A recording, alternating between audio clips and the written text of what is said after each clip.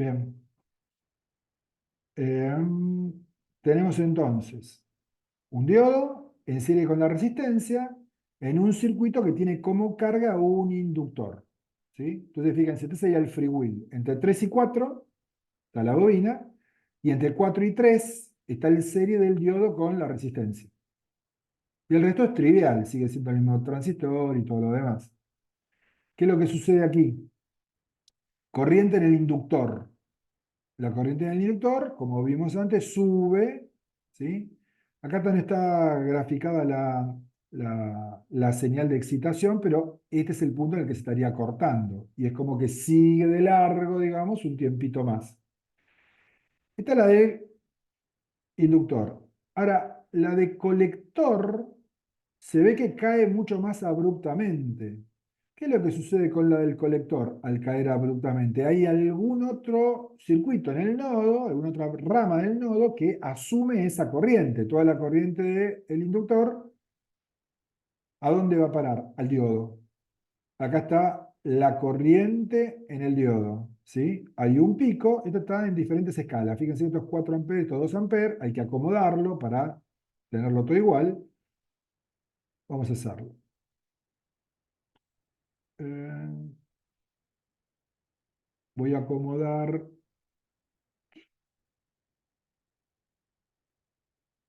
¿cuánto tiene? 4 de máxima. Le voy a poner entonces desde 0 hasta 4 amperes. Eso solamente para que quede acomodado. ¿Ven? Ahí está. Es una cuestión de escala. Esta corriente, la del diodo, se la sumamos a la corriente del colector y es lo que sucede en el nodo con la corriente del inductor. Este es el efecto del freewheel, ¿sí? De cualquier forma, fíjense que la tensión del colector no son los 10 kilovolts que había antes, pero con esta configuración es como que todavía es muy grande, 2 kilovolts. Hay que ver qué transistor tiene. El 3055 no soporta esto. Entonces, el simulador sigue alegremente simulando, pero esto no va. Veamos cómo podemos trabajar sin hacer cuentas, con esto como para entender conceptualmente. Si la energía se está disipando en esta resistencia y tiene este valor determinado, el I cuadrado R es la potencia inicial que se disipa, si yo acá le pongo un valor más grande de resistencia, en vez de 1500 le pongo 15.000, entonces lo que sucede es que cambió la escala nuevamente, vamos a sacar, le voy a quitar esto para que esté libre.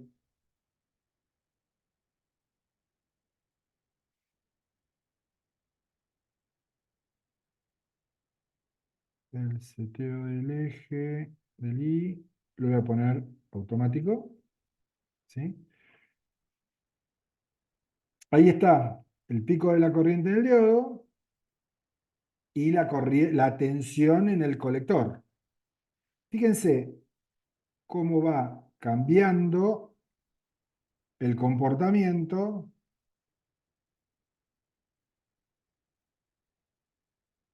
del dispositivo. Acá ya esto empieza a simular en una forma falsa, digamos, lo que está haciendo, pero básicamente, voy a volver al valor anterior, y nos vamos a ir para el otro lado. Vamos a ir a 150.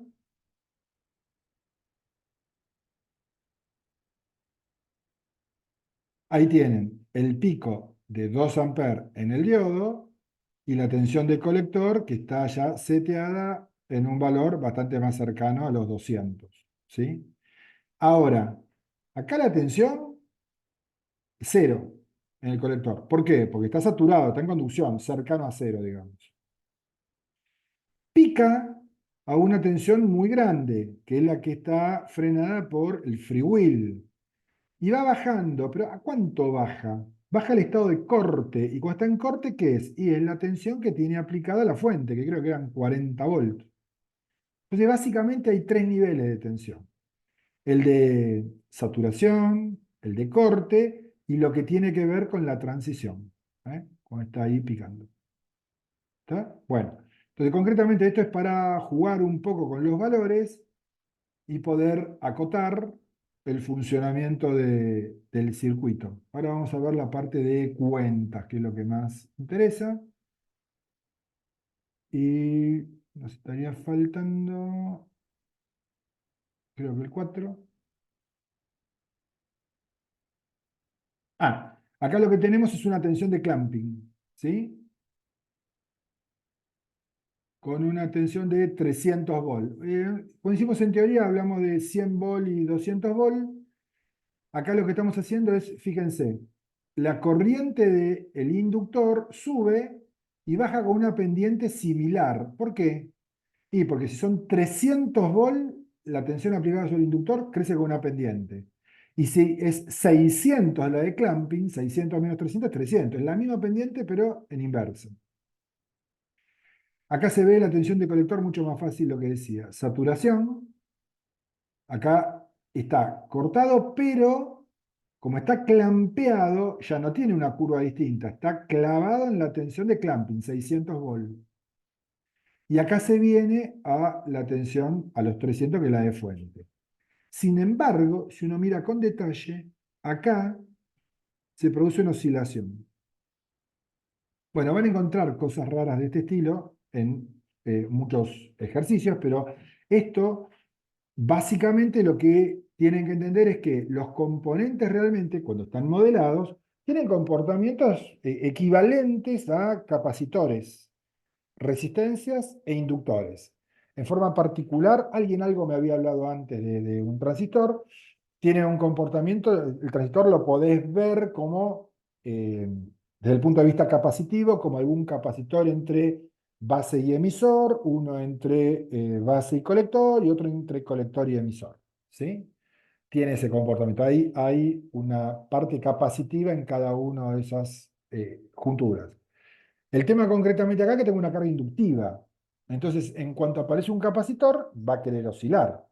Entonces, si yo tengo un inductor de valor conocido y esto oscila, puedo ver, de calcular, midiendo este periodo, el capacitor equivalente que hay en el circuito.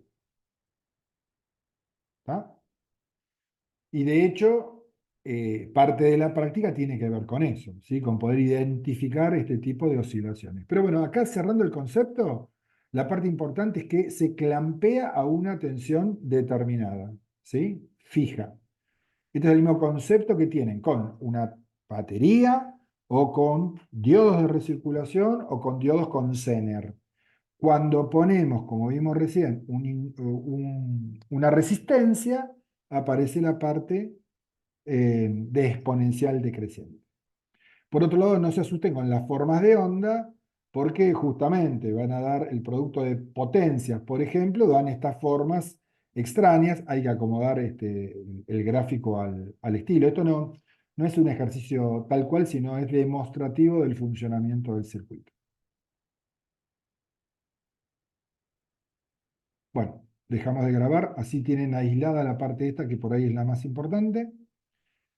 Los otros ejercicios que siguen es lo mismo, preparados con un modelo de transistor, que es un IRF, que es el mismo que tenemos para hacer la práctica. Y con esto empezamos a cerrar la cuestión de la parte conceptual. Falta la parte formuleo, de tener circuitos con carga resistiva e inductiva y todas las consecuencias que corresponden.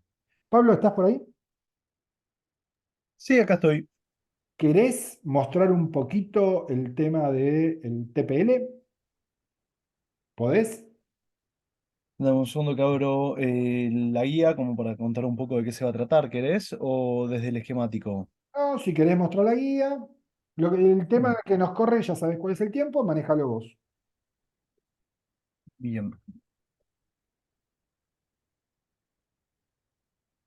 dame un segundo.